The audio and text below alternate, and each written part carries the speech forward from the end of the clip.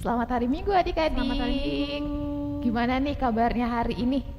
Penuh dengan sukacita ya. Nah, sebelum mulai ibadah kita hari ini, kakak mau tanya dulu, siapa yang pagi ini udah merasakan kasih Tuhan Yesus pas bangun tidur? Kylie sama Kak Agnes merasakan kasih Tuhan Yesus? Sudah Pastinya dong. ya, kita tadi malam tidur terus dibangunin lagi itu karena kasih dan juga karunia Tuhan Yesus. Oleh karena itu, yuk penuh sukacita dengan semangat kita nyanyi bareng-bareng ya. Bisa diajak mama papahnya yang di sampingnya.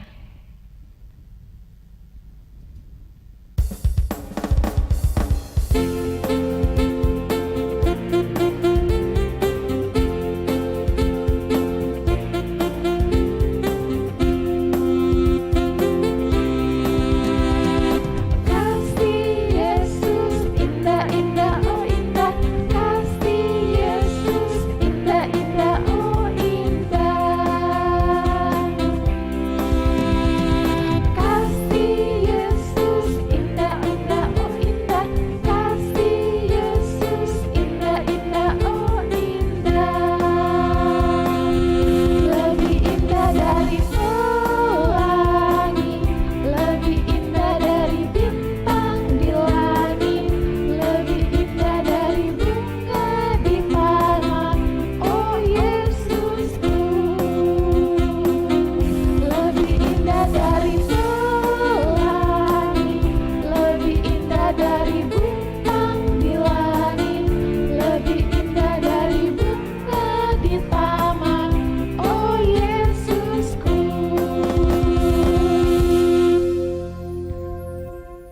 Oke, kayaknya masih belum semangat ya kak ya. Iya, kayaknya sekali lagi ya kak ya Oke, kita ada lagu lagunya. kedua ya adik-adik. Ayo bangkit berdiri.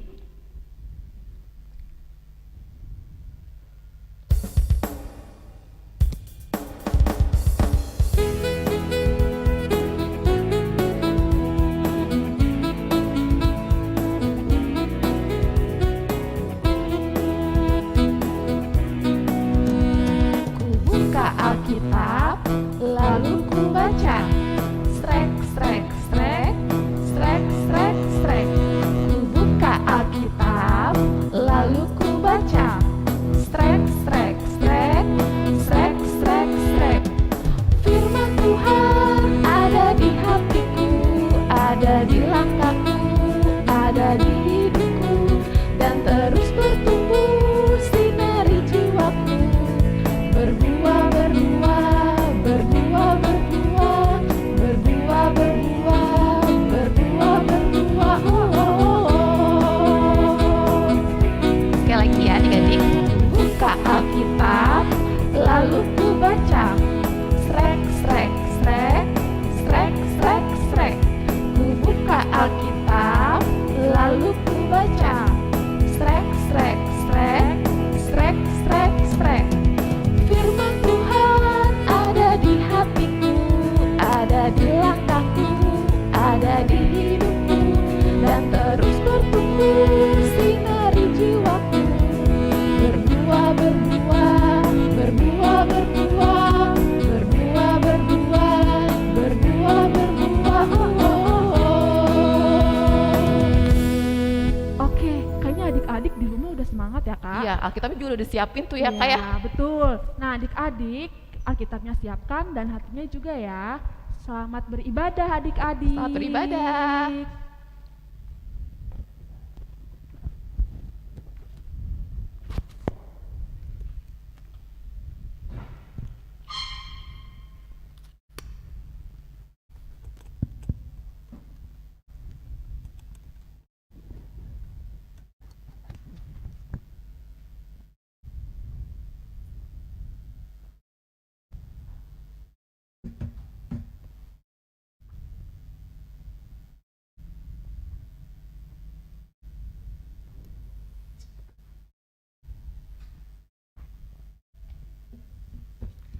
Selamat pagi adik-adik sekolah minggu.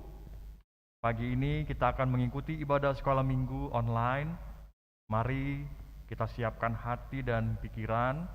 Jangan lupa Alkitabnya, duduk dengan baik, tidak boleh sambil bermain-main, jalan-jalan, atau sambil makan dan minum. Mari kita memuji Tuhan dengan semangat dan bersungguh-sungguh. Kita bernyanyi dari buku ND Sekolah Minggu nomor 193 ayat 1 dan ayat yang kedua.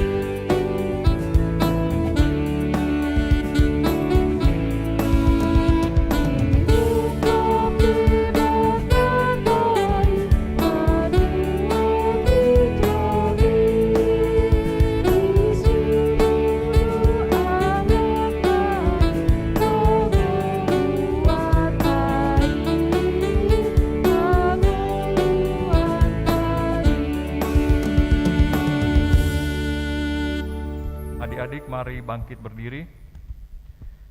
Dengan nama Allah Bapa dan nama anaknya Tuhan Yesus Kristus dan nama Rohul Kudus yang menjadikan langit dan bumi, marilah kita berdoa, kita bersama-sama mengucapkannya. Ya Allah, kasihanilah kami orang yang berdosa ini. Amin. Kita akan mendengarkan pembacaan hukum Taurat. Kita sama-sama mengucapkan. Titah yang pertama, Akulah Tuhan Allahmu, seru Tuhan kita, tidak boleh ada Allah lain kecuali aku. Titah kedua, jangan perbuat bagimu patung yang menyerupai apapun, yang ada di langit, atau yang ada di bumi, atau yang ada di dalam air, untuk disembah, atau bertakwa kepadanya. Titah ketiga, jangan menyebut nama Tuhan Allah dengan sembarangan, karena Allah akan menghukum orang yang menyalahgunakan namanya. Titah keempat, ingat dan sucikanlah hari yang dikuduskan itu. Lakukanlah segala pekerjaanmu di dalam 6 hari. Tetapi pada hari yang ke-7 ialah Sabat bagi Allah Tuhanmu. Engkau tidak boleh bekerja pada hari itu, juga anakmu laki-laki atau perempuan, ternakmu, atau orang lain yang berada di tempat kediamanmu. Sebab Allah menciptakan langit dan bumi dan segala isinya di dalam 6 hari. Kemudian Ia beristirahat pada hari yang ke-7. Itulah sebabnya Allah memberkati hari itu dan menguduskannya. Titah yang kelima, hormatilah bapak dan ibumu, agar engkau berbahagia dan lanjut umurmu di bumi yang diberikan Allah kepadamu. Titah keenam, jangan engkau membunuh. Titah ke-7, jangan engkau berzina. Titah ke-8, jangan engkau mencuri. Titah ke-9, jangan engkau berdusta. Titah ke-10, jangan engkau mendambakan akan rumah sesamamu. Jangan engkau mendambakan akan istrinya, atau pembantunya laki-laki maupun perempuan, ternaknya, atau segala milik mereka. Apakah ketentuan Allah akan dasar titahnya itu? Demikianlah. Akulah Tuhan Allahmu, Allah pencemburu, yang akan membalaskan kesalahan bapa kepada anak-anaknya, kepada keturunan yang ketiga dan keempat dari orang-orang yang melanggar titah atau firman-Nya. Tetapi aku menunjukkan kasih setiaku kepada beribu-ribu orang, yaitu mereka yang mengasihi aku dan yang berpegang pada perintah-perintahku. Marilah kita bersama-sama berdoa memohon kekuatan dari Tuhan. Kita sama-sama mengucapkannya. Ya Allah Tuhan kami, kuatkanlah kami untuk dapat melakukan segala perintah-Mu. Amin. Kita bernyanyi dari Kidung Ceria nomor 241 ayat 1.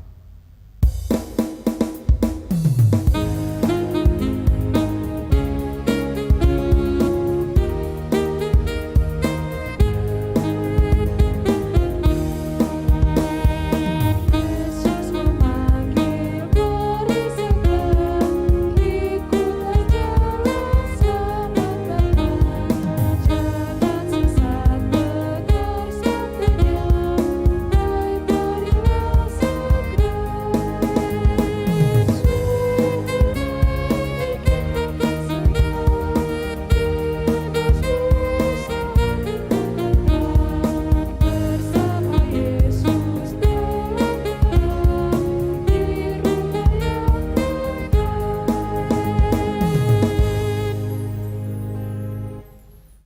adik-adik, kita bangkit berdiri, kita berdoa memohon pengampunan dosa. Kita bersama-sama mengucapkannya. Dan ampunilah akan kesalahan kami, seperti kami mengampuni orang yang bersalah kepada kami. Amin. Pembacaan epistel.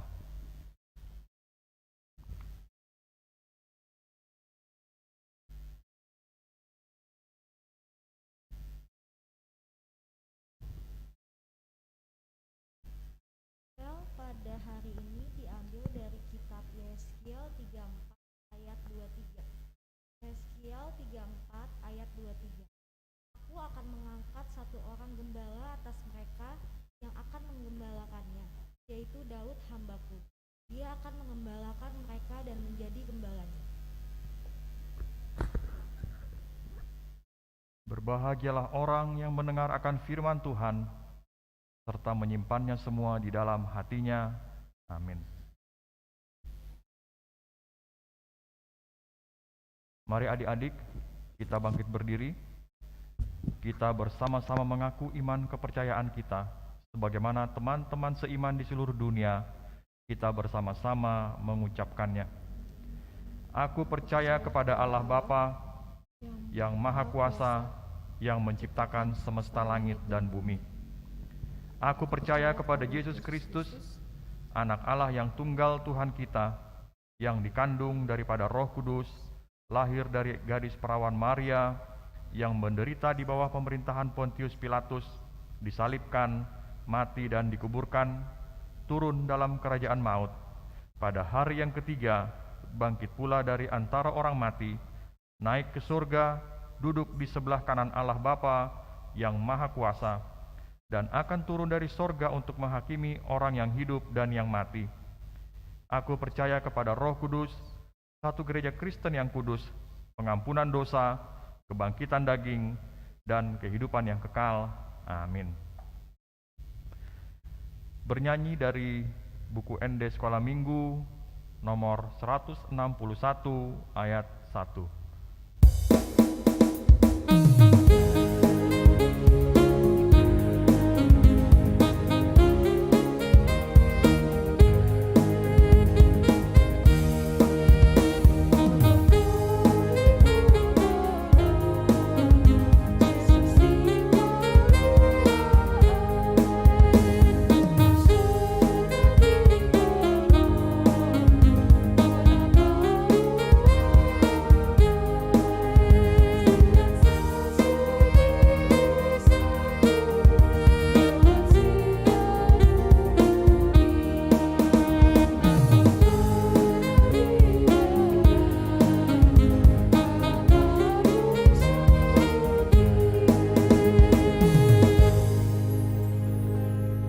Adik-adik, mari kita dengarkan warta sekolah minggu.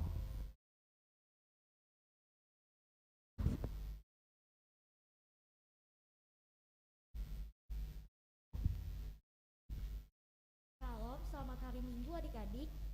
Pengumuman pada hari ini yang pertama, buku renungan yang sudah dibagikan untuk bulan Desember, adik-adik boleh kerjakan di setiap aktivitasnya, lalu ditandatangani orang tua dan di-share di grup masing-masing. Yang kedua, hari ini akan diadakan latihan liturgi untuk adik-adik yang memilih Natal onsite di gereja. Nanti Zoom-nya akan digabungkan semua kelas. Dan hari ini latihan jam 4 sore. Nanti linknya abang kakak sekolah minggu akan share di grup masing-masing. Terima kasih, Tuhan Yesus memberkati.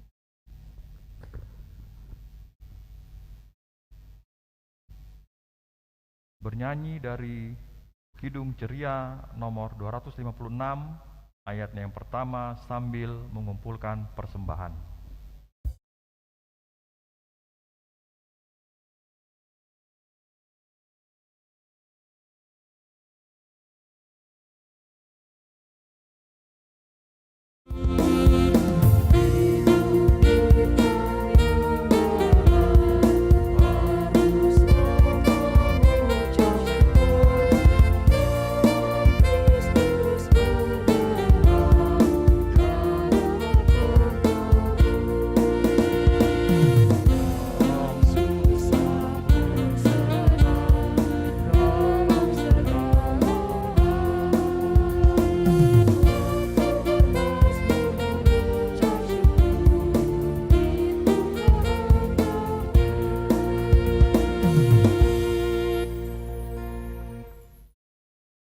adik-adik, mari kita berdoa.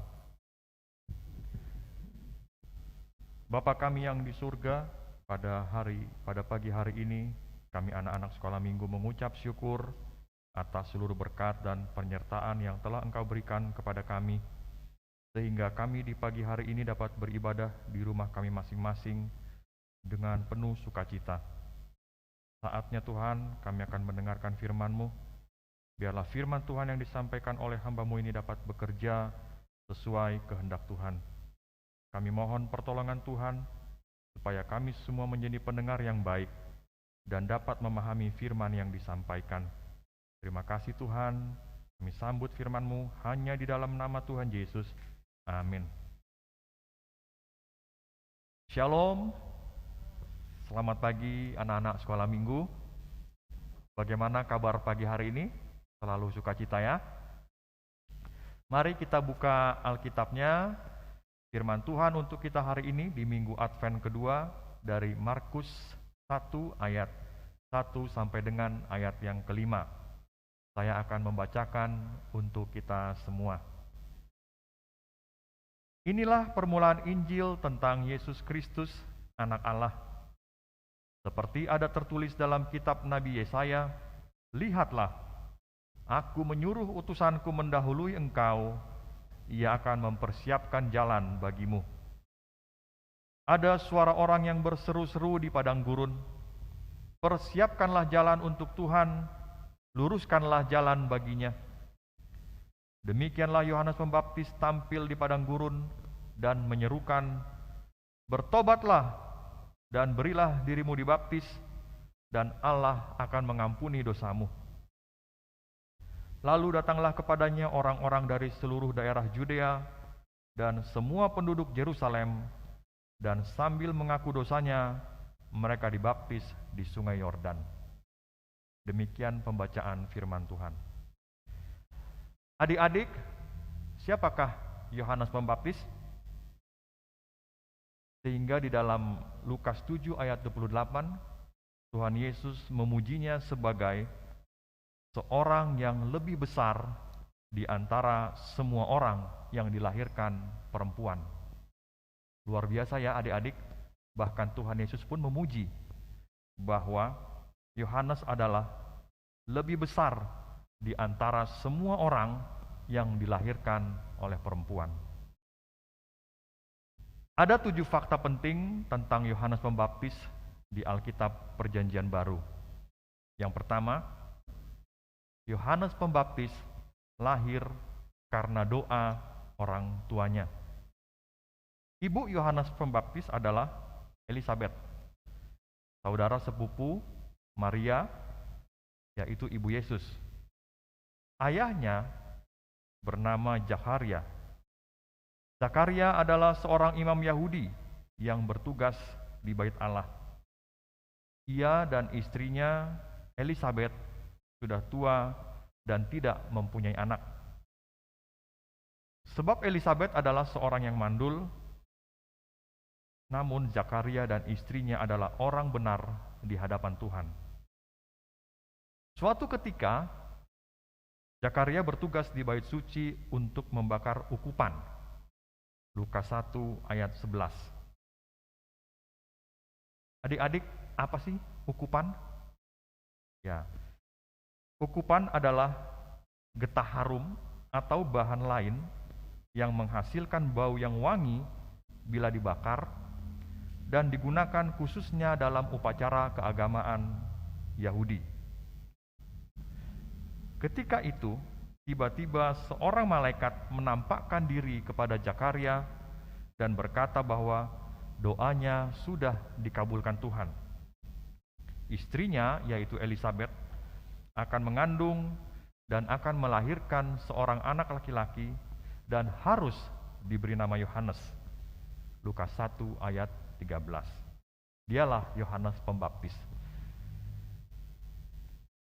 Jadi nama Yohanes itu yang memberikan adalah Tuhan. Malaikat yang mengatakan demikian kepada Zakaria. Dan nama ini begitu populer sehingga banyak sekali orang tua yang memberikan nama anaknya Yohanes.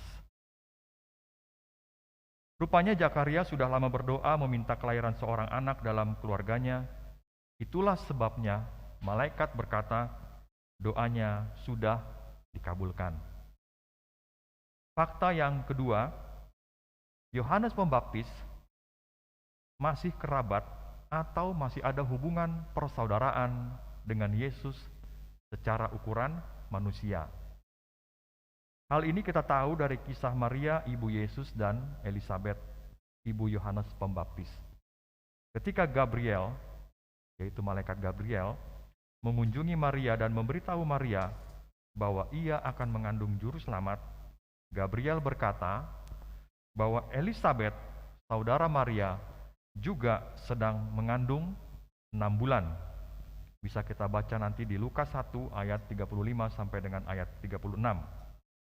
Sehingga dengan demikian jelas ya adik-adik bahwa Yohanes Pembaptis adalah saudara Yesus dari ibunya, yaitu Elisabet dan Maria. Kemudian fakta yang ketiga adalah Yohanes Pembaptis adalah nabi terakhir Perjanjian Lama dan perintis jalan bagi Mesias. Loh, kok bisa Yohanes adalah nabi terakhir dari Perjanjian Lama? Kan cerita Yohanes ada di Perjanjian Baru.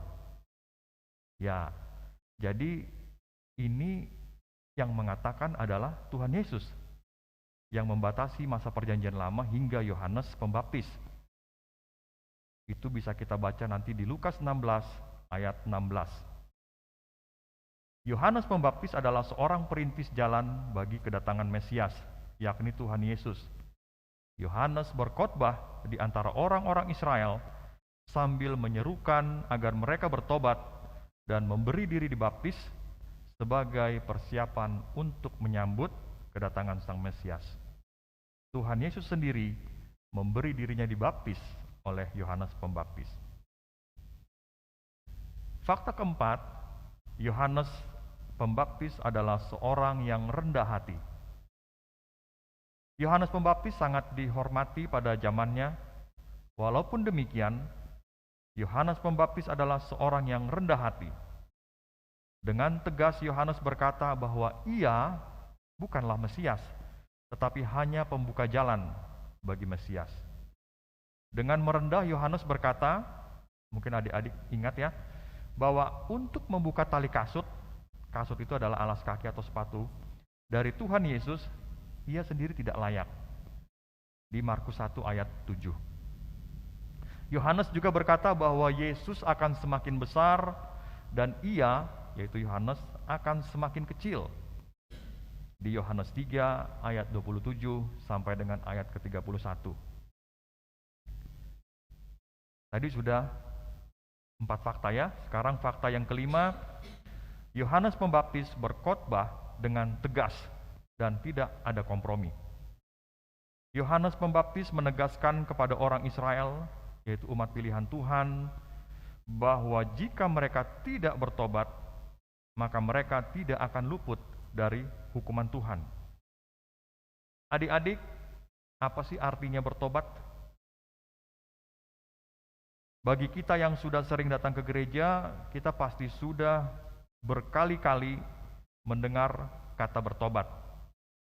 Lebih dari itu, jika kita membaca Alkitab, kita akan menemukan bahwa bertobat merupakan perintah yang berulang-ulang diberikan oleh Tuhan secara langsung dan juga diberikan oleh Tuhan melalui pengikut-pengikutnya. Namun, apa arti bertobat?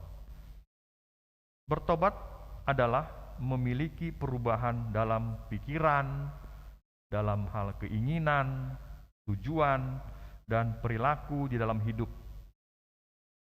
Kita yang dulunya berpikir bahwa dosa adalah sumber kesenangan, kini berpikir bahwa sumber sukacita itu adalah Tuhan.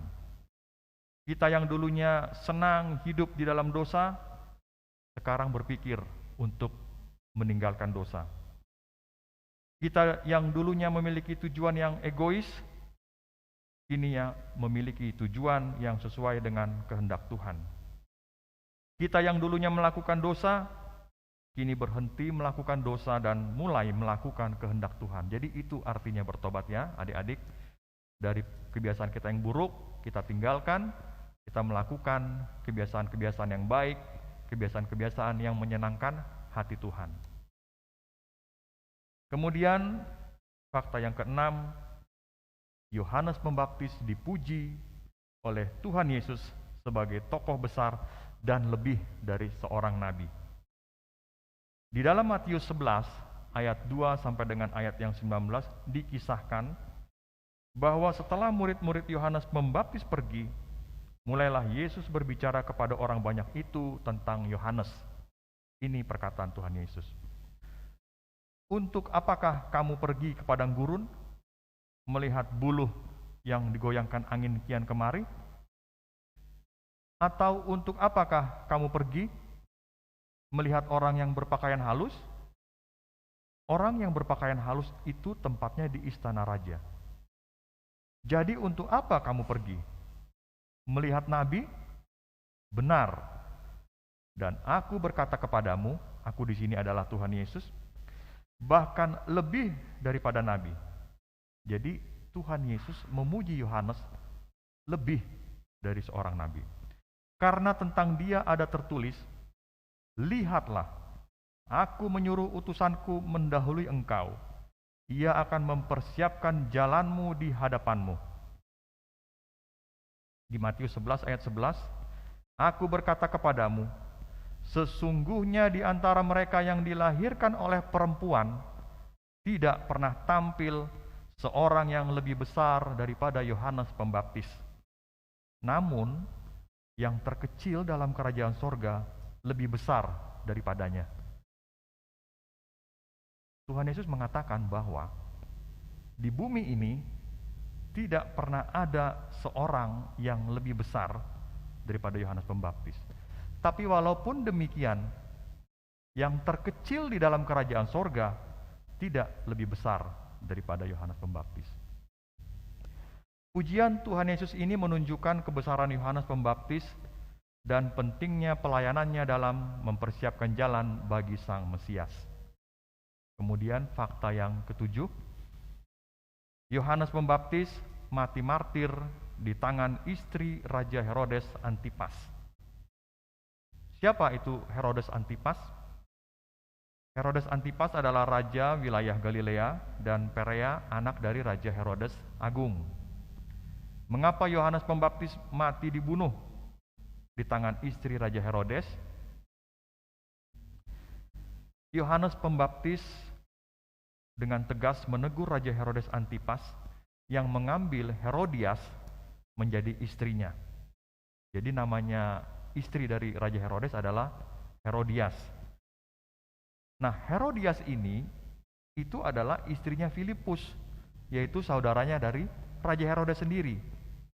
Di dalam Matius 14 ayat 1 sampai dengan 12. Karena Yohanes menegur Raja Herodes, tentu dia tersinggung, marah.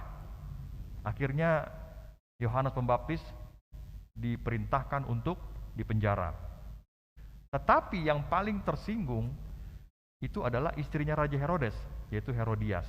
Nah, pada suatu waktu, pada waktu Raja Herodes sedang merayakan hari ulang tahunnya, anak perempuan Herodias menari-nari dan hal itu menyenangkan hati Raja Herodes serta tamu-tamunya.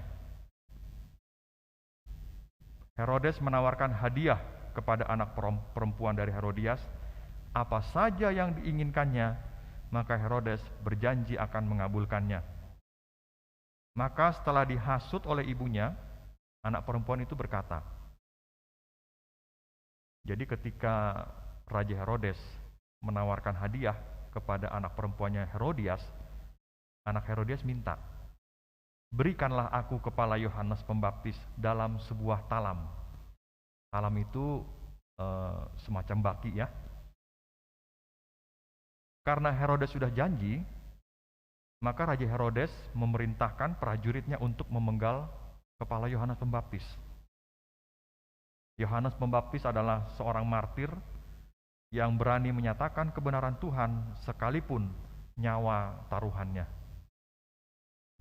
Adik-adik yang dikasihi Tuhan Yesus, Yohanes Pembaptis menjadi teladan bagi umat beriman, bagi kita, di mana Yohanes Pembaptis senantiasa hidup seturut kehendak Allah sampai akhir hidupnya. Melakukan kehendak Allah berarti kita membiarkan Allah menuntun hidup kita. Sikap percaya akan pemeliharaan dan penyertaan Tuhan menjadi sikap hidup kita. Amin. Mari kita berdoa. Tuhan Yesus, pada pagi hari ini kami mengucap syukur bahwa kami sudah mendengarkan firman-Mu. Biarlah firman-Mu ini Tuhan menjadi pelita bagi kami anak-anak sekolah minggu untuk tetap senantiasa berjalan dalam terang firman Tuhan. Berkati hidup kami semua Tuhan, supaya kami pun boleh menjadi berkat buat orang lain. Buat pendidikan kami, kiranya Tuhan berikan bimbingan agar kami dapat belajar dengan baik. Buat orang tua kami, kiranya Tuhan berkati, berikan kesehatan, dan selalu diberikan kelancaran untuk setiap usaha dan pekerjaannya. Bimbing mereka di dalam menuntun kami menuju hari depan kami. Buat kakak-kakak sekolah minggu, Tuhan bimbing mereka dalam tugas pelayanannya di gereja, berkati mereka dengan kesehatan dan keberhasilan dalam pekerjaannya. Terima kasih Tuhan Yesus buat kesehatan yang juga kami terima saat ini. Buat teman-teman dan saudara-saudara kami yang sedang sakit, kiranya Tuhan sertai, Tuhan berikan kesembuhan, agar kami dapat kembali bersama-sama beribadah, memuji dan memuliakan nama Tuhan.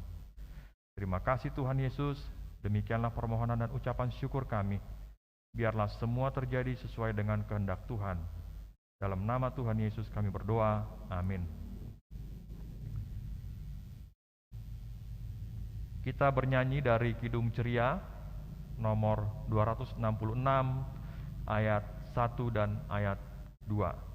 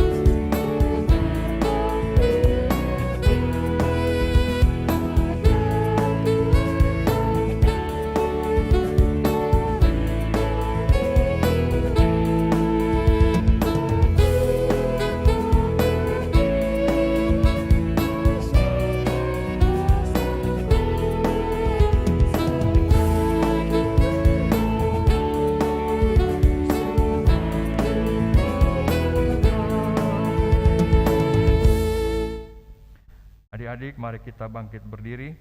Kita akan berdoa menyerahkan persembahan kita.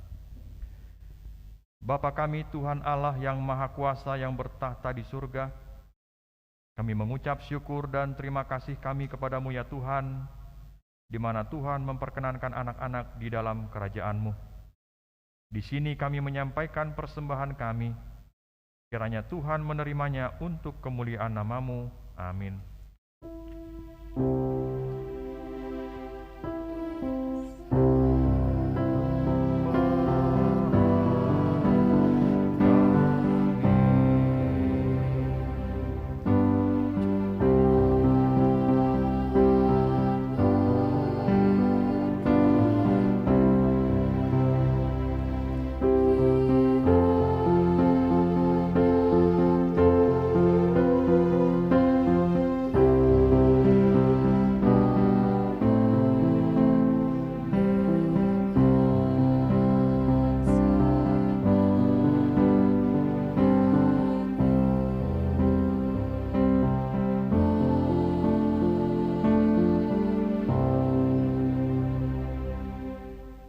Bapa kami yang di surga, dikuduskanlah namamu, datanglah kerajaan-Mu, jadilah kehendak-Mu di bumi seperti di surga. Berilah kami pada hari ini makanan kami yang secukupnya, dan ampunilah akan kesalahan kami, seperti kami mengampuni orang yang bersalah kepada kami. Dan janganlah membawa kami ke dalam pencobaan, tetapi lepaskanlah kami daripada yang jahat. Karena Engkau yang empunya kerajaan, dan kekuasaan, dan kemuliaan sampai selama-lamanya. Amin. Kita terima berkat Tuhan. Kiranya Tuhan Allah memberkati kita dan memelihara kita. Kiranya Tuhan menerangi kita dengan wajah-Nya dan dikasihankannya kita. Kiranya Tuhan menampakkan wajah-Nya kepada kita dan mengeruni kita dengan damai sejahtera.